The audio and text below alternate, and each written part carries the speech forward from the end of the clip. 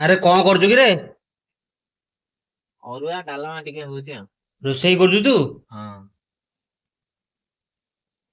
ରାକେଶ ଭାଇ ଫୋନ। ମୁଁ ଆସିକି ରୁମ ରେ ପହଞ୍ଚିଲା ବେଳକୁ ଏ ପିଲା ଏଠି ରୋଷେଇ କଲେଣି ପିଲା।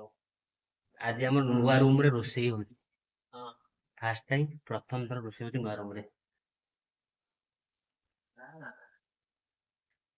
ଦେଖିଲେ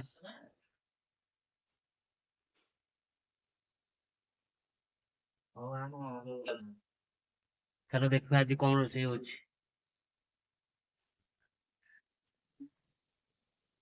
ଏଟା କଣ ବଇଛି? ଡାଲମା। ଭାତ ହେଇଗଲାଣି? ହଁ ବା। ହେଁ ଦେଖେ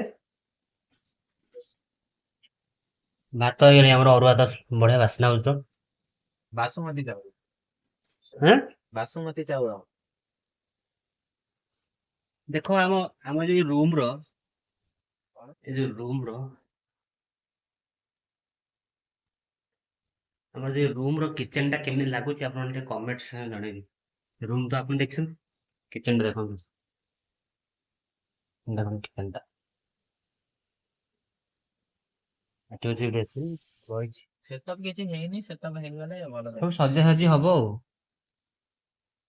ଆଉ ରୁମ ବି ସେମିତି ଦେଖୁନୁ, ନୂଆ ରୁମ ସବୁ ଜିନିଷ ପୁରୁଣା ରୁମ ର ସବୁ ଆମ ସବୁ ପୁରୁଣା ରୁମ ର ସବୁ ଜିନିଷ ତ ପଳେଇ ଆସିଛି। ସବୁ ସାଇଜ ସୁଜା ହେଇ ରହିଲା ପରେ ସବୁ ଭଲ ଦେଖାଯିବ। ଦେଖୁନ ଏମିତି ପଡିଛି ସବୁ। ଛତୁଟା ବଢିକି ମୁଁ ପ୍ରତିଟା ନେଇଯାଇଥାଏ।